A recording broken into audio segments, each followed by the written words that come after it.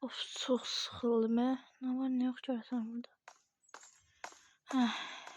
Neyse burada oturam. Abi kimdi? Abi ne? Hangi kişiydi? Diyan Cürey burada. Ne oldu be? Hoppa! Hoppa! Ya!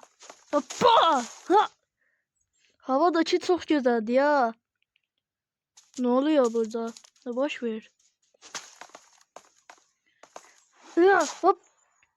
Ah hayvanlar! Sen bize hayvan değilsene. Ha! Hoppa! Hoppa! Hop! Gel göreyi buraya. Ha! Hoppa! Ha! Hoppa! Ha! Ha! Hop! Ha! Hop! Ha! Ha! Gel buraya. Hop! Ha! Hoppa! Abi ne? Çek göreyi buraya. Ha! Hoppa! Hoppa! Ha! Ha! Öldü. Şimdi başkası kalmadı. Hala bunlar var. Ah! Hoppa! Ha! Ha! Hoppa!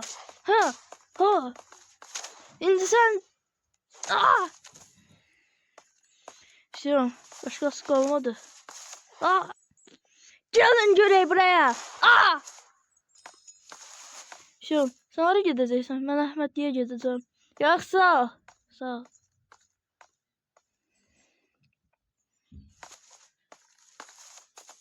Burayı izlediğiniz için teşekkürler. Seslendirici Rock, Yusuf. Hamısını Mir Məhəmməd səsləndirib. 2026-cı ildə yaranıb. Sağ olun hər kəsə.